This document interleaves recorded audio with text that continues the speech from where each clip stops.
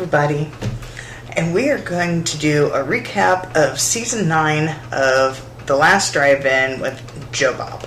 But first, I would like to say, I noticed I was looking at my numbers the other day on YouTube, and 60% of y'all are not subscribed. Let's get some subscriptions in there and get me into the triple digits. I'd be much appreciated for that. If not, that's cool. Or if you want me to improve on anything, leave a comment. Let me know. That would earn your subscription. But yeah, 60% of y'all are not subscribed. So much appreciated if you subscribe. Now I don't get anything from it, obviously, but still, it helps. All right, let's get into the season finale of The Last Drive-In. We start off with Hellraiser 2, Hellbound. Doug Bradley and Ashley Lawrence, who plays Kirsty, guest stars on this.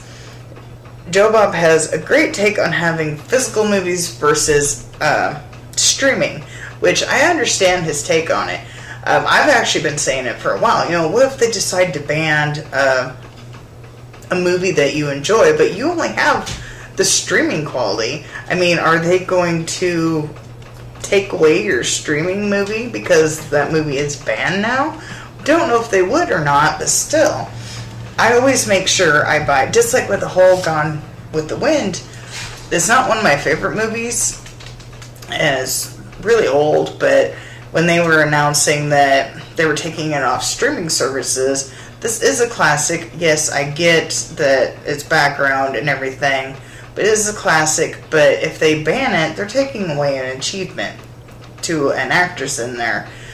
So I went and I bought a physical copy, so if things go worse, at least I have a physical copy. But I don't know, I have tons of physical copy movies. I don't really have a whole lot of, I used to have tons of VHS, but I don't really have a whole lot of them anymore.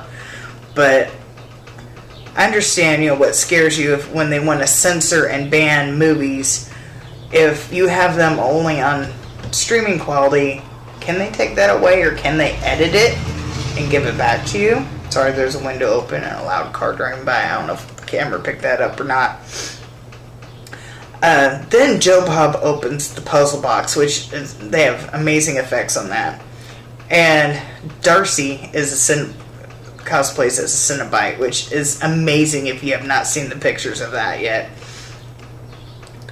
I think, which I don't know, but I think we hit trending in a record time that night. I think it was within 30 minutes. It was already number 4. Now, I don't know. I didn't pay attention because I was more interested in the movies. So I didn't really pay attention if we went past that. But I did see Craig Engel post about trending number 4 within 30 minutes, which is awesome.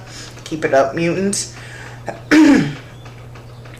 I think this is the first time anyways take Ernie out of his cage and petted him and held him for a while, because Kirsty, the Ashley Lawrence, which she was amazing, by the way, and she has some really cool artwork. If you haven't seen her artwork, definitely check out and see her artwork. It is absolutely amazing. And she held on and pet Ernie for quite a bit. He was chill. He liked it. And JB asked Doug about being Pinhead again, if he would consider it.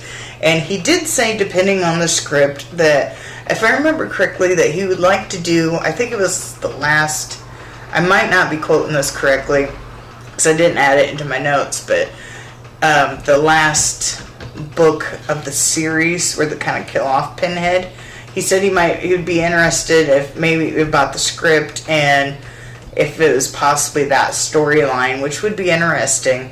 Maybe they could take away that Pinhead and maybe reintroduce either a new Pinhead or something to that effect. But I have not read the books, so I don't really know much about the storyline with the books.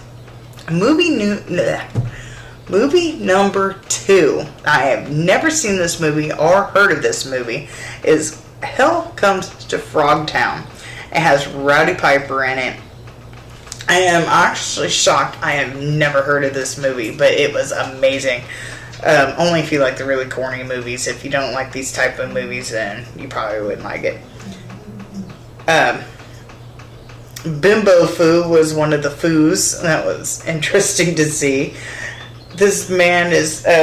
lines in this are just amazing. Like, one of them, this man has carried a loaded whip. Sorry, I can't say that word very well. I never have been able to say that word very well. You can make fun of me if you need to, but...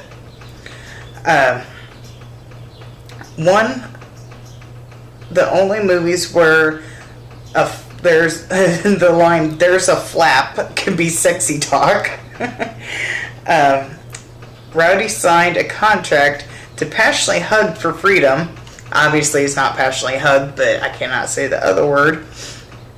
Relax. I am trained in seduction techniques is one of the lines from the woman on here. Farmer Vincent is in this movie. His character is Looney Tunes. Just promise me you won't be gentle. The Lady Frog says that to Rowdy. Eat lead, froggies, from Rowdy. Farmer Vincent says, or saves with not yet, Wardy. Frogtown Blues from John Brennan and Joe Bob was amazing, which you could get that song on John's Bandcamp if you haven't got any of his music. Definitely check it out. I think I have all his movies on his, or not movies, music on his Bandcamp that relates to The Last Drive-In. And of course, Joe Bob had to put us into tears and made us kind of, and Darcy as well. Darcy was saying that, you know, if we meet them out into a con, you know, let them know your Twitter handle as well, or introduce yourself as your Twitter handle as well, because most of them, they recognize the name from the Twitter handle. They don't really recognize unless you use your real name. So when they talk to you, then they actually realize who they're talking to, which makes sense. You know, if I went there, because, you know, Darcy doesn't know my real name. If I went there and said, "Hey, my name's Christy," she's going to be like, "Okay." Excuse me. But if I said, "Hey, I'm Miss Boomstick," she would know who I was. To give an example. This movie has some sick lines in it, and I might have to use the relax. I'm trained in seduction techniques, and then put a bag over my head, which those two things are not related to the same thing. I just thought it was funny to put it together. That, I guess I feel like it relates more to me. But yeah, if you have not seen Hell Comes to Frogtown, it is great. Roddy Piper's name is Sam Hell, which, like, I saw somebody on Twitter point out, it brings a whole new meaning in saying what in the Sam Hell.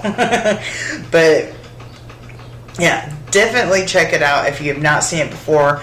The frog costumes are amazing. Also, John Brennan went out when he played that song, the Frogtown Blues. He was dressed up as a frog, and I'd seen, I forget who, I think it was Austin, post a video. He couldn't see very well through that costume, so he played that song not being able to see very well.